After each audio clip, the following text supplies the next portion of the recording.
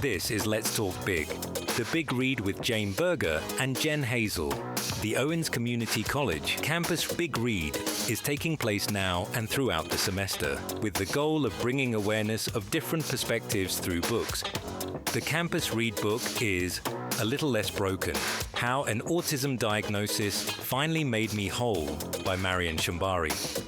It's the story of one woman's decades-long journey to a diagnosis of autism and the barriers that keep too many neurodivergent people from knowing their true selves. Now, sharing passages, topics, and events related to the book are Director of Library Services, Jane Berger, and Professor of English, Jen Hazel. Hi, everyone, and welcome to this special episode of Let's Talk Big. As part of this year's Big Read, our campus community is exploring A Little Less Broken, How an Autism Diagnosis Finally Made Me Whole by Marian Schembari, a memoir that invites us to rethink how we understand identity, difference, and what it really means to belong. This book challenges the idea that people need to be fixed and instead asks us to consider what becomes possible when we are understood by others and ourselves. Today, we are honored. I know you always love this drum roll part. To be joined by Marian Schembari to talk about her story, her writing, and what we can learn both as individuals and as a campus community about creating spaces where people feel seen, valued, and whole. Marian, thank you for being with us today. Thank you so much for having me. I'm so happy to be here with you both. What made this moment in your life to tell this story and to tell it publicly? I mean, why now? It's twofold. The first time I talked about my diagnosis publicly was in an essay for the website Cup of Joe. And I wrote it in like a week-long fever dream. And I don't really know why. I didn't think that hard about it. I just got very excited because this blog that I read all the time was talking about late diagnosed autism, especially in women. And I was like, wait, that's me. Like, I just wanted to like interject into the conversation. And so I wrote it very quickly, not thinking too hard about it. It was the response to the essay that made me think about it as a bigger story, as something more than just an essay on a blog, but like an actual book and a part of my career and my identity as like a public-facing writer. The comments on that post were really primarily just from other women who, after decades of feeling misunderstood, broken, not good enough, in pain, had been diagnosed with something. It wasn't just autism. It was autism. There were a lot of autistic women in the comments. There was also late diagnosed ADHD, postpartum psychosis, endometriosis. And those answers completely changed the way that they thought about themselves. And that relief in having a name for how they were experiencing the world, that made me think, oh my God, this is so much more about autism. This is so much more about even neurodivergence, even though that's primarily what my book is about. And that's when it started, coalescing into an actual book. And I think maybe 3 months later, I'd sold the book and was writing it. And 2 years later, the book was out. So it was a very quick process after that. Oh, I bet you other writers are a little envious. I know. And to be fair, it will never happen like that again. It was all the stars aligning. The whole thing makes no sense. I could talk about the actual publishing process forever, but yes, it was an unusual experience for sure. It's human to label something, but then it also creates, and you talk about this, I don't remember which chapter now, but about the idea of making accommodations for yourself. Yeah. And it helps then for it to be okay to say, I need this and I can't do this versus something else. It shouldn't make it okay by having a diagnosis, but it does. But it does. It's the world that we live in. Yeah. It validates it and, makes it accepted. So you were diagnosed as an adult. How has that shifted the way you understood your past and your sense of self in the past? Yeah. Oh man, the grace that I have for myself, from my younger self, I don't know. I really used to just like judge the way that I showed up in the world. Like just the other day, I was invited to a friend's birthday party. Great friend, love her. She's very extroverted, and her birthday party was a dance party in her house. And old Marian would have gone and sulked in the corner and felt like crap about herself. And the way that I look at myself in those times, if I look back at my college years pre-diagnosis, I would have really described myself as no fun, stick in the mud, a loser, right? Even as an adult, I would have thought those things about Marian in her 20s and high school and college. And now I look back at, oh, you can't go to dance parties. That's not a thing I'm capable of doing. There's too many people. There's no clear rules. The music is too loud. Most of my sensitivities are auditory. I absolutely cannot have a conversation when there is music playing. So I RSVP'd no to the party. And it was the simplest thing, right? It was the smallest thing. I love my friend. I tell her happy birthday. I tell her why I can't go. I wish her the best. Have a great time. But I don't feel terrible about RSVPing no, because that is not a thing that I can attend. I know that now. So it is both. I know your question was about the past, but it is so much about how I just make everyday decisions in the present. And it allows me to look back at the past, at my, quote unquote, bad behavior, which, being a stick in the mud at a party is not bad behavior. It just, I look, Well, people, some would label it is Right. as that. And- So yeah, just like you're no fun, you're a killjoy, right? I don't know if you guys are familiar with this, but when I was in my early 20s, this comedy sketch came out called, I want to say Resting Bitch Face or Bitchy Resting Face. I can't remember the exact title. Yep.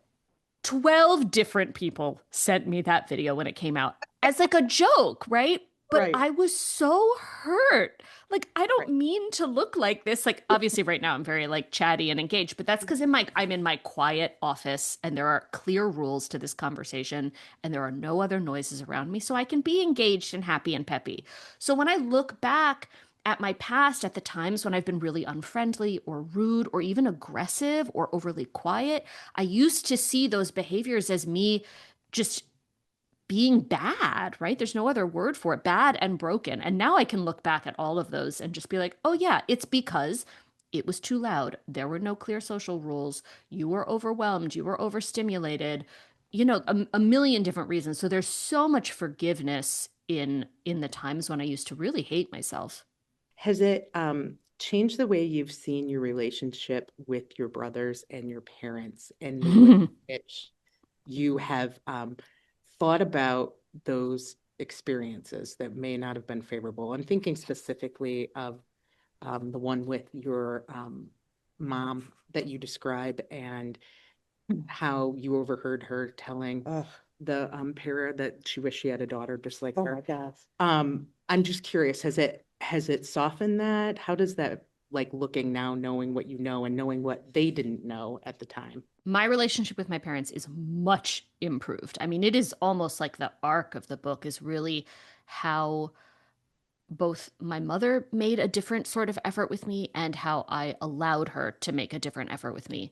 So absolutely, it has changed my relationship with her. It to the point where recently, about a year ago, my parents sold our childhood home in Connecticut and moved to Oregon. And if you had asked me, so they're 20 minutes from me. If you had asked me 3 years ago, maybe pre-diagnosis, if you'd asked me, will you ever live in the same state as your parents? I would have been like, hell no. Please be an entire country away from me. So the fact that when they were like, hey, we're thinking about moving near you, how do you feel about this? It was a yes. It was like a yeah, absolutely. Has it magically changed every issue we've ever had with each other? No, because parent-child relationships are really friggin' hard. But I would say, like, even just the other day, they were over, whose birthday was it? Might have been Elliot's birthday. I can't remember. We were celebrating something, but I have no memory of what it was. And so they were all over at my house, and it had been a long day. We went to a very loud restaurant. My daughter didn't eat. So I'm making her a second dinner. I'm prepping a kid. It was a lot of socializing. And my mom very quickly was like, how about we all just leave? This is the end of this night. Let's go home. And I was like, nope, I'm okay. Like both saw what was happening. Marian is overstimulated. She has been socializing for too long. It's very loud. She needs some alone time. She's the one that was like, okay, it's time to go. So she made this effort. And also, because I wasn't so worried about her judging me anymore, I could be like, I'm actually okay. I want you guys to stay. Just give me 10 minutes where I'm not talking to you. Mhm. And they stayed, and it was great. And we had cake, and we went in the hot tub, and it was lovely. So it has absolutely just really small interactions have, I think we're both giving each other a little bit more grace. And definitely with my brothers, right? There's less of that like parent child dynamic. They understand me better. I'm able to communicate with them better. One of my brothers also just moved to Oregon. So now we're much closer. So it's really Mhm. just, it has done nothing but improve my relationship with my, family of origin. As you were writing your memoir, did putting your experience into words change how you understood them? Like, were there some moments that felt like especially difficult or like unexpectedly freeing, while you were writing? Do you know what's so funny? I feel like a real writer would be like, yes, I discovered so much about myself during the writing process. And I really didn't. I really felt the writing process, I don't know, I feel like such a not artist by saying this, but it's a job. Like it is my job. I have been writing. This is not my first book, though it's my first book under my own name. And so I really treat it like work. And I Mhm. kind of black out when I'm writing. I don't remember it. I dread it every second until I sit down. And then I do it and I black out. And then I come up for air having done something. And I haven't reread the book since right before it came out. And so it almost just feels like it is a story about someone else. Someone else wrote it. I think the most revealing part of the writing process was mostly I've always kept journals ever since I was 10. I've like always had a journal and I have all of them. And so I like opened up that old box of journals and got to reread them.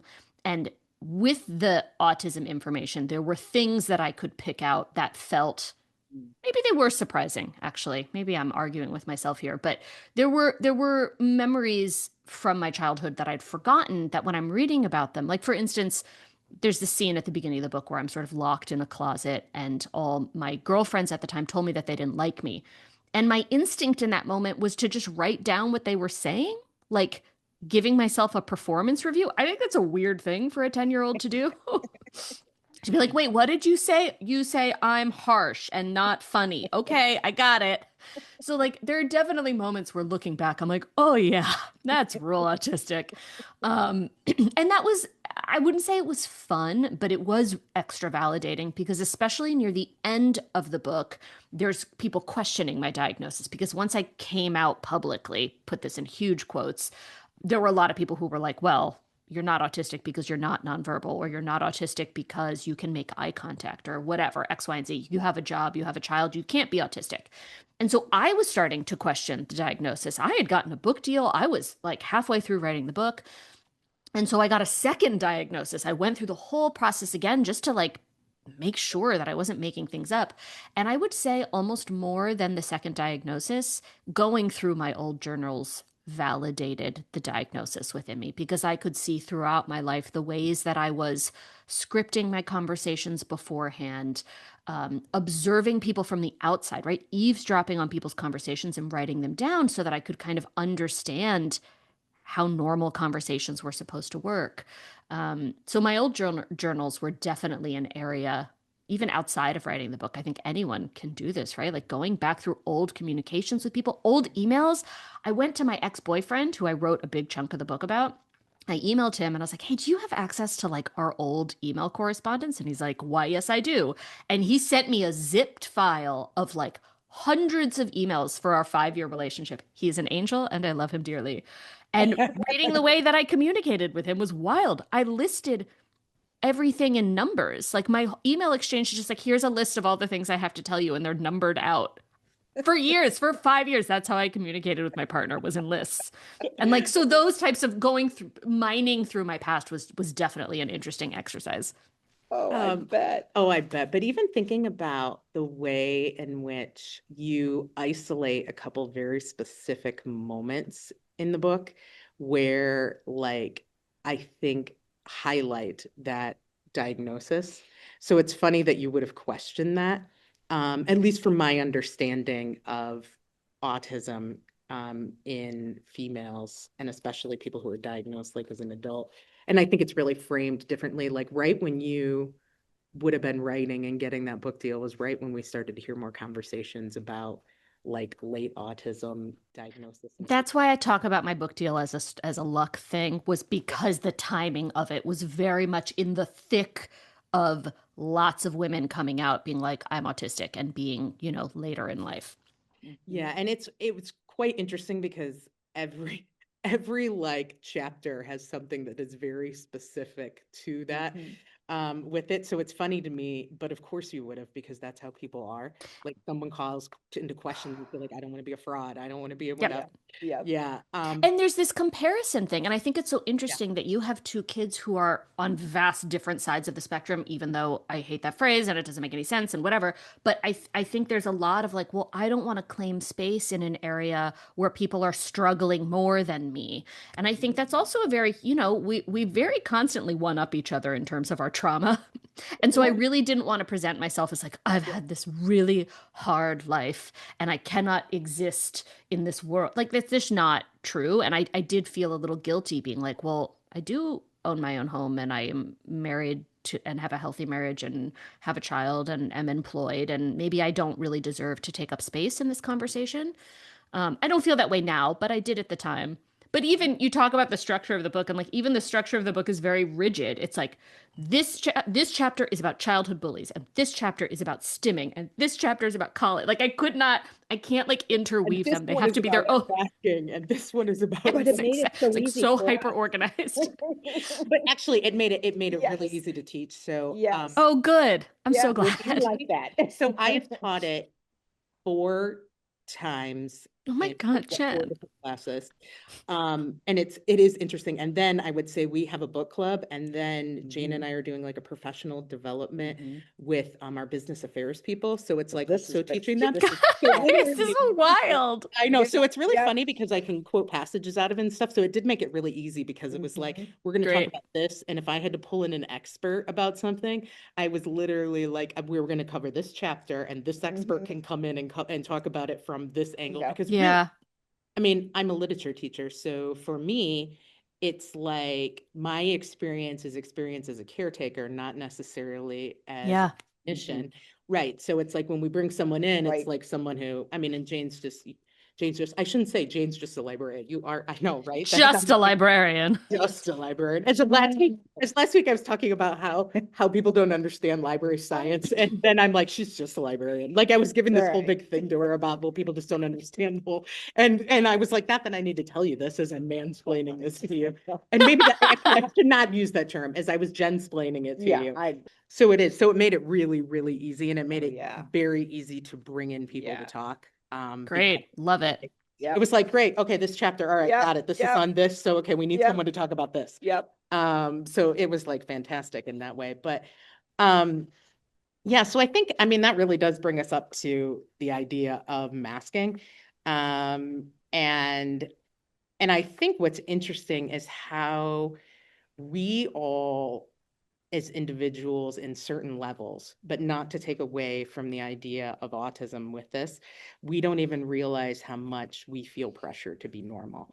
And I think it's a lot from what I can see from individuals who are autistic, and the drainingness probably, and even to some level ADHD, I would say too, because because you can't, like, if everything is chaotic, we can't be always chaotic, because that's right. So when did you really begin to recognize that masking in yourself? Did you know when you were necessarily like younger that's what you were doing, or was it around language you read later? And then what does unmasking look like for you now? I don't know. It is so.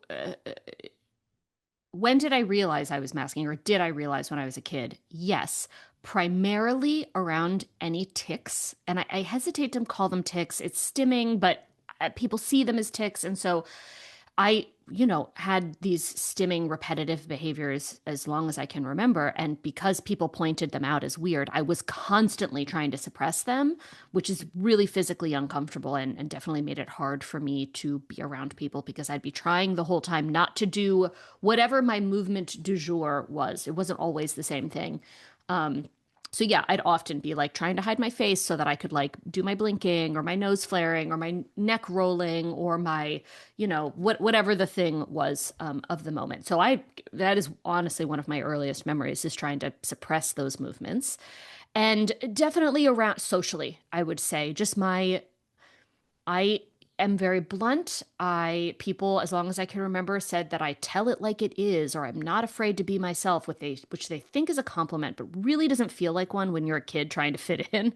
Right. And so I really, really had to make an effort and continue to have to make an effort to be kind, which I know sounds like so obvious, but it takes a lot of energy for me to not just say my opinion or what I think is some fact and respond to someone, to think, okay, why is this person, every conversation is, why is this person telling me this? What do they want from me? What should I say? And so text messaging takes me a long time, because I'm like, okay, this person is bitching about X, Y, and Z. My instinct is to be like, here's my opinion. Let me just like rattle this off to you. Let me tell you what to do. Let me tell you exactly how I feel about this, and be like, whoop, she just wants to vent. And so I say, wow, that's really hard. That takes a lot of work. That takes a lot of work. And so I have known that, again, I have those instincts, and I've always been like that. And again, because people pointed it out to me, like, why are you being so mean? Why are you so harsh? People don't want to always hear what you think.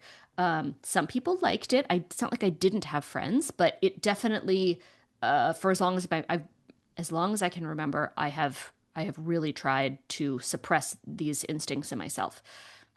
Now, in terms of unmasking, is hard, right? Like literally here, like just 2 minutes ago, you guys are talking, and all that's in my head is don't blink, don't blink, don't blink, don't blink. You guys know I'm autistic. People listening know I'm autistic, but it was hard. I did it actually on camera, if anyone wants to go back and look at it. But it was really consuming my every thought for about 30 seconds. Don't blink, don't blink. It looks weird, makes you look weird. So it is always going to be a thing that I'm trying not to look weird or look different, even when people know this like core fact about me. And on the flip side, the being nice, giving people what they want when they are communicating with you, I kind of don't hate that masking behavior. Not everyone wants to hear my opinions all the time. If a friend wants to just vent to me about something stupid their kid did at school, let me like learn how to hold space for those people. So I don't necessarily think that all masking is bad. Like you said, we all do it, and to like different extents. And I would say that like it is, especially for women, it's part of being in society. Like I can make a choice. This is not necessarily masking, but I find makeup like a sensory nightmare. I hate it. I don't wear it. It's really agitating to me. From a feminist perspective, it pisses me off. And from an autism perspective, it pisses me off. So I choose to not wear it. But there is a consequence to that. And the consequence is that I don't often feel very attractive, like out in the world. Or I had a couple TV interviews and I had to make a choice. Do I go against what I believe as like a feminist? And do I make myself physically uncomfortable while on camera in order to fit into this mold of like, this is what a successful author and woman looks like. And I am attractive, which means you will pay more attention to me. And I decided to put on the makeup. Do you know what I mean? Like, not all masking is essentially a choice. And once you realize that you're doing it, I think you do have the opportunity to do it intentionally. And sometimes I'm going to wear makeup. And that is a literal mask. So I don't necessarily think it's a bad thing, but I do feel like I have a choice now on whether or not I want to participate in it. Marian, this has been such a powerful conversation, and not just because of the chit-chatty part. This is going to have parts or something. Well, we'll speed up the next time we chat. Or maybe not. Maybe we don't. Maybe not. Maybe we'll just keep right. chatting. Exactly. Thinking about identity, language, and what it means to begin understanding yourself in a whole new way. So we're going to have to pause here and continue this discussion in our next episode.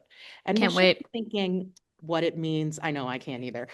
Beyond the individual, how we create spaces of belonging, challenge misconceptions, and better support neurodivergent individuals in classrooms and in communities. So we'll pick right back up here next time. Yep. So thank you. Talk soon. Thank you. Yep. Keep talking big. This has been Let's Talk Big. Catch Let's Talk Big anytime on the RSS feed or the Owens Outcome Plus YouTube channel. Be sure to like and subscribe.